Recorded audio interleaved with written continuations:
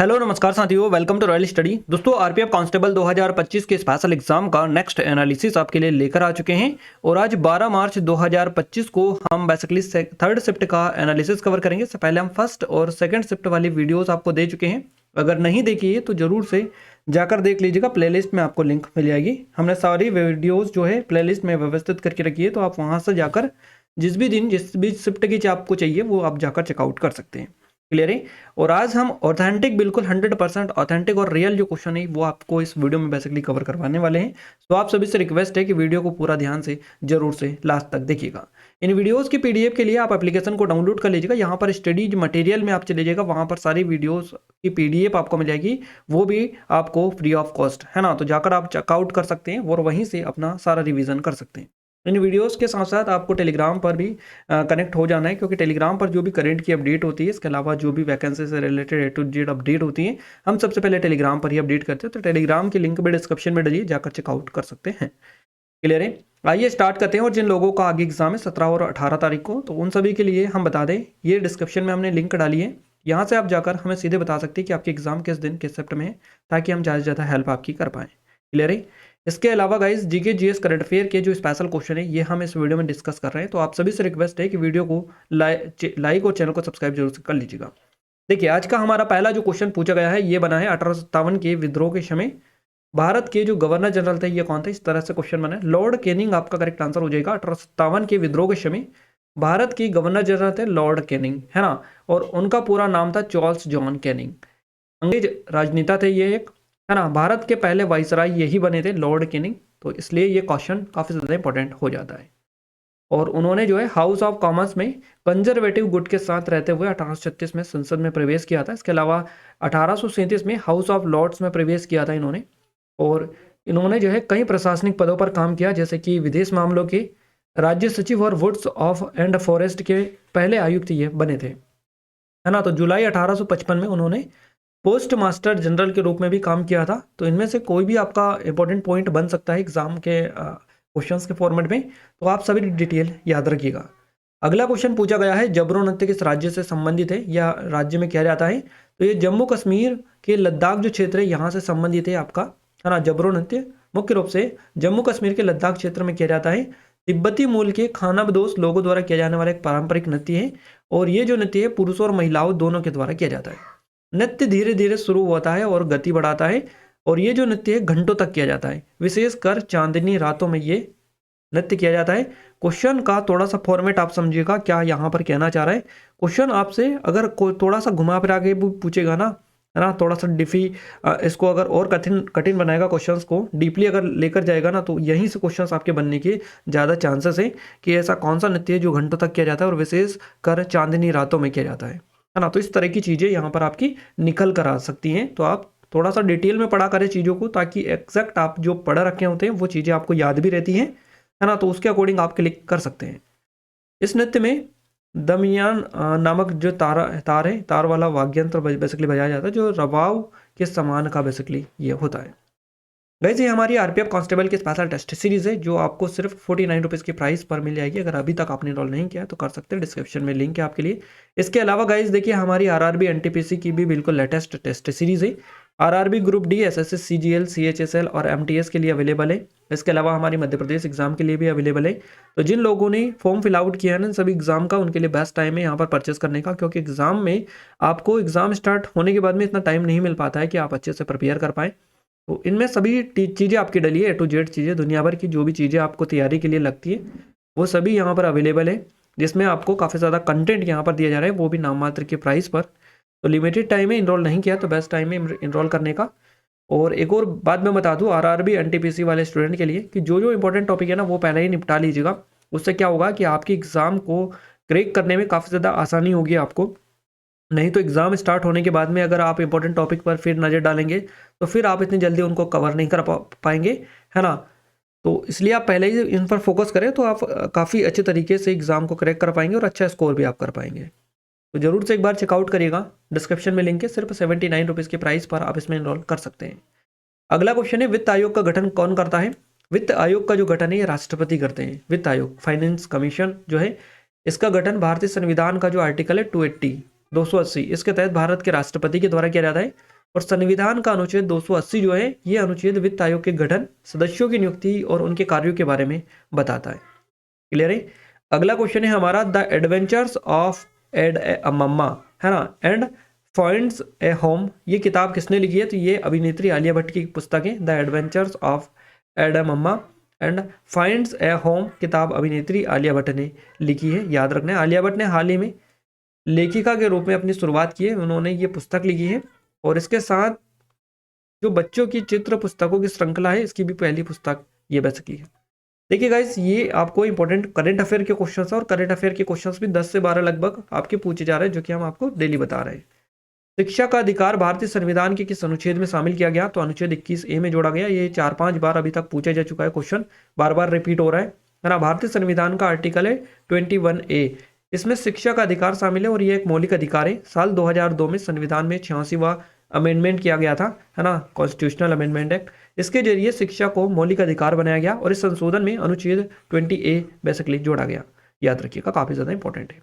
Guys देखिए आप सभी लोगों को काफी ज्यादा कंफ्यूजन है, मैं आपको एक चीज बता दूं, हमारा जो चैनल है ये रॉयल स्टडी है ना, रॉयल स्टडी मैं आपको बता दे रहा हूँ, और एग्जाम टाउन है, एग्जाम टाउन, है ना, ये 2 चैनल है हमारे, एग्जाम टाउन, ये 2 चैनल है हमारे, है ना, एक और ये 2 चैनल है, इसके अलावा हमारा और कोई चैनल नहीं है।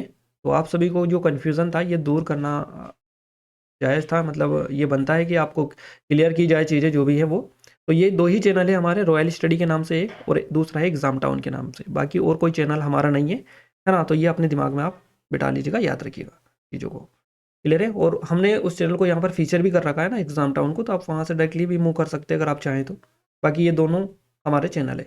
अगला क्वेश्चन है राज्यपाल को सलाह कौन देता है? तो मंत्री परिषद करेक्ट आंसर रहेगा। राज्यपाल को उसके कार्यों में सहायता और सलाह देने के लिए एक मंत्री परिषद होती है जिसका मुखिया होता है मुख्यमंत्री, चीफ मिनिस्टर। अगला क्वेश्चन है हमारा पोंग बांध जो है किस नदी पर बनाया गया है? तो ये व्यास नदी पर बनाया गया है पोंग बांध।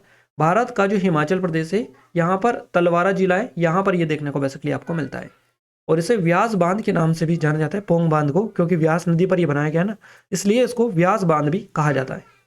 अगला क्वेश्चन पूछा गया है हड़प नीति जिसे लॉर्ड डलहौजी ने लागू किया था। तो ये क्वेश्चन आपके एग्जाम में ऑलरेडी पूछा जा चुका है गाइस, हम आपको कवर भी करवाए थे लॉर्ड डलहौजी की हड़प नीति वाला, है ना, तो आपको आई थिंक पता होगा।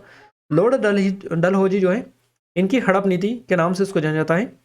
तो ये क्वेश्चन बेसिकली ये बना है कि लॉर्ड डलहौजी ने जो लागू की थी हड़प नीति, इसको किसने समाप्त किया था, है ना, इस तरह से बना है। तो लॉर्ड कैनिंग ने समाप्त किया था हड़प नीति जिसे लॉर्ड डलहौजी ने लागू किया था, इसको 1858 में लॉर्ड कैनिंग ने समाप्त कर दिया, है ना। और ये एक ऐसी नीति थी जिसके तहत यदि किसी भारतीय रियासत के शासक का कोई पुत्र नहीं होता था तो उसकी रियासत ब्रिटिश सरकार या साम्राज्य में मिला दी जाती थी, है ना। तो ये होती थी राज्य हड़प नीति, इसको बोला जाता था, है ना। और इसके तहत पहला जो हड़प इन्होंने किया था, पहला राज्य कौन सा था? तो सतारा था। इससे भी क्वेश्चन आपका बन चुका है ना। पहला जो राज्य शामिल उन्होंने किया था इसमें 42वां संविधान संशोधन 1976 में हुआ था, 42वां अमेंडमेंट एक्ट, है ना। तो 1976 में भारत के संविधान में कितने मौलिक कर्तव्य जोड़े गए थे इसके तहत? तो 10 मौलिक कर्तव्य जोड़े गए थे, याद रखिएगा, 10 मौलिक कर्तव्य जोड़े गए थे जो अनुच्छेद 51A में सूचीबद्ध है। तो नागरिकों में संवैधानिक मूल्यों, राष्ट्रीय भावना, देश की एकता और अखंडता के प्रति जिम्मेदारी की भावना को बढ़ावा देता था। अगला क्वेश्चन बना है मित्र शक्ति अभ्यास किसके बीच में होता है? तो ये भारत और श्रीलंका के बीच में होता है। मित्र शक्ति अभ्यास भारत और श्रीलंका की सेनाओं के बीच में होने वाला एक द्विपक्षीय सैन्य अभ्यास है और इसे भारत श्रीलंका संयुक्त प्रदर्शन अभ्यास भी कहा जाता है। यह अभ्यास साल 2012 में शुरू हुआ था, है ना, इंपॉर्टेंट रहेगा एग्जाम पॉइंट ऑफ व्यू से। अगला क्वेश्चन है 1857 की क्रांति का सामाजिक कारण कौन सा है? अंग्रेजों द्वारा भारतीयों के प्रति अमानवीय व्यवहार, सामाजिक भेदभाव, धर्म के प्रति हस्तक्षेप, मिशनरियों का प्रभाव, है ना, जिसने भारतीयों में विद्रोह की भावना पैदा की। ये कुछ सामाजिक कारण थे। अगला क्वेश्चन है पंडित शिव कुमार शर्मा किस वाद्ययंत्र से संबंधित है? तो संतूर करेक्ट आंसर रहेगा। संतूर वादक और संगीतकार थे ये, और संगीत नाटक अकादमी पुरस्कार पद्मश्री, पद्म भूषण से इनको सम्मानित किया जा चुका है और 10 मई 2022 को इनका निधन हो गया। तो याद रखिएगा, क्वेश्चन बन सकता है आपका। 1991 के आर्थिक सुधारों से भी क्वेश्चन बना है, न्यू इकोनॉमिक जो पॉलिसी है 1981 इससे। तो इसमें LPG जो मॉडल था ये अपनाया गया था, इस पर आधारित था ये पूरा आर्थिक सुधार। उदारीकरण, निजीकरण और वैश्वीकरण, जिसको लिबरलाइजेशन, प्राइवेटाइजेशन, ग्लोबलाइजेशन कहा जाता है ना। और इसका उद्देश्य देश की आर्थिक नीतियों में सुधार लाना था। तो एग्जैक्ट क्वेश्चन तो नहीं मिला हमें कि क्या क्वेश्चंस बना था आपका। लगातार क्वेश्चंस हर शिफ्ट में 2-2 3-3 बन रहे हैं इससे, 1991 वाले आर्थिक सुधार वाले। तो यहाँ पर भी बना है, बट एग्जैक्ट क्वेश्चन हो सकता है वो कथन वाला हो या फिर लंबा चौड़ा हो, जो एक एग्जैक्ट याद किसी को भी नहीं रह पाता है। गाइस ये हमारी स्पेशल ई बुक है जो कि TCS के लेटेस्ट पैटर्न पर बेस्ड है, पूरी की पूरी 25 रुपीज़ की प्राइस पर। यहाँ से आप जो है 1500 से अधिक लेटेस्ट क्वेश्चन कवर कर सकते हैं, जो आपके एग्जाम के लिए काफ़ी ज़्यादा हेल्प आपको करेंगे। तो डिस्क्रिप्शन में लिंक है, जाकर चेकआउट कर सकते हैं। नंबर है, कोई डाउट है, कुछ क्वेरीज है तो कॉन्टैक्ट भी कर सकते हैं।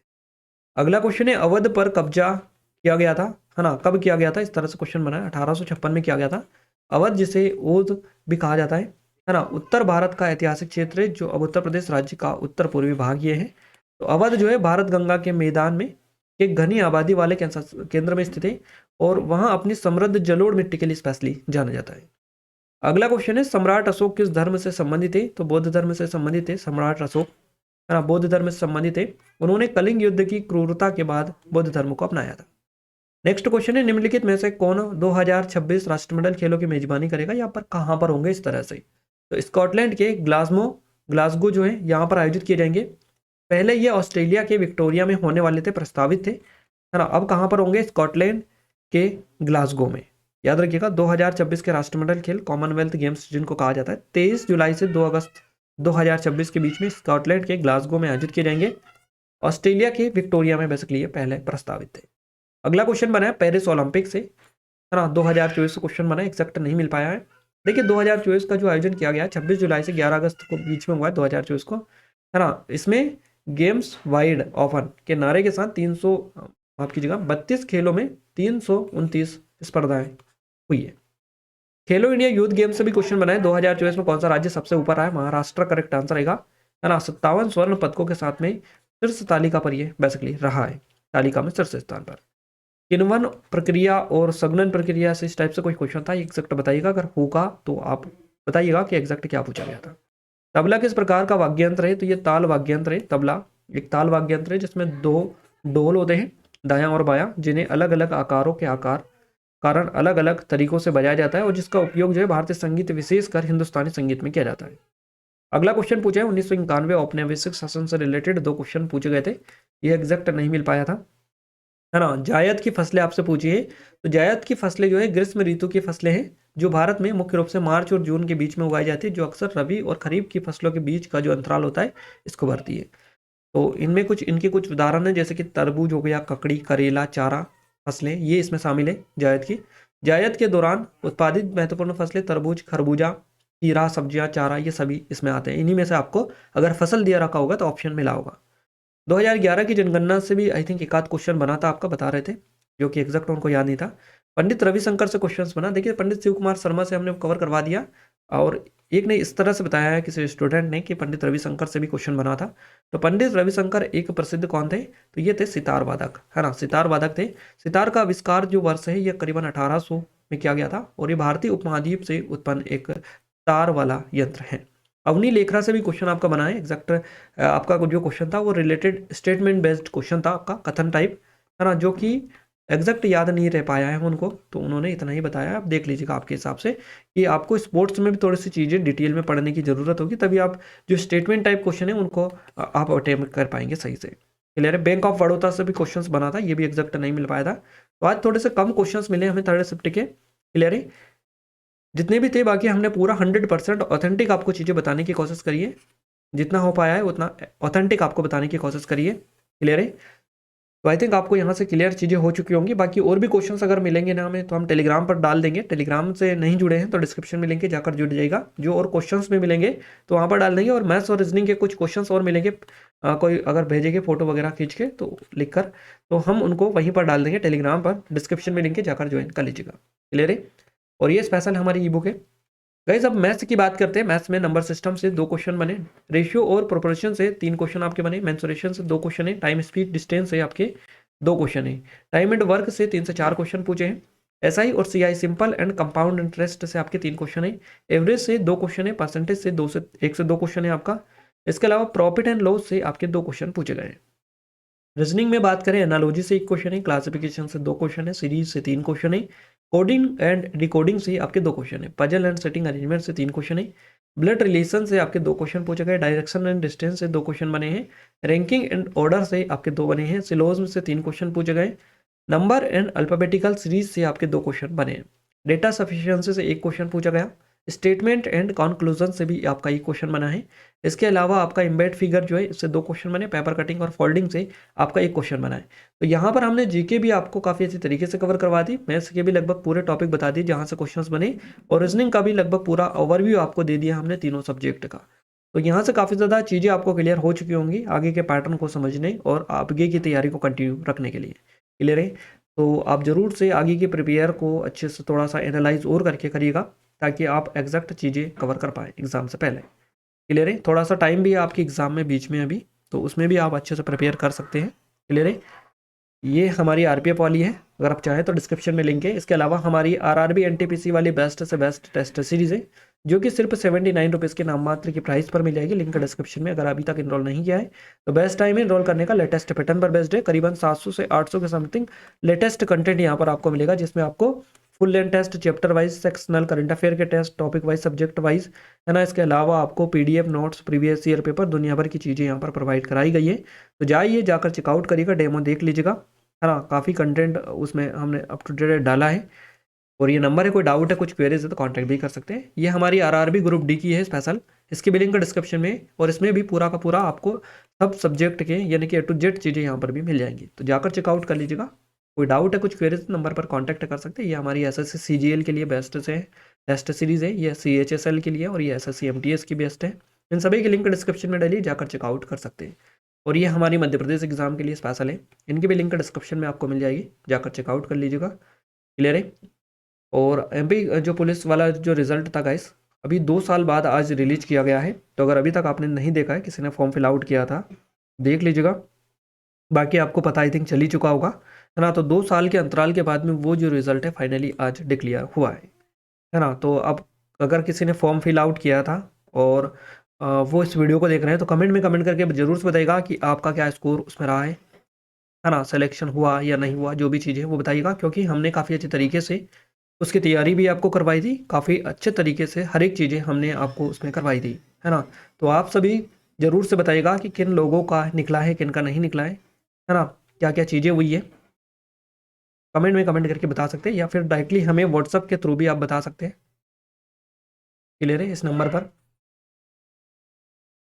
और ये स्पेशल ई बुक है, जिसमें लेटेस्ट क्वेश्चन है, 25 रुपीज़ की प्राइस पर 1500 से अधिक लेटेस्ट क्वेश्चन यहाँ से आप कवर कर सकते हैं, जो कि लेटेस्ट होंगे एग्जाम ओरिएंटेड सारे के सारे।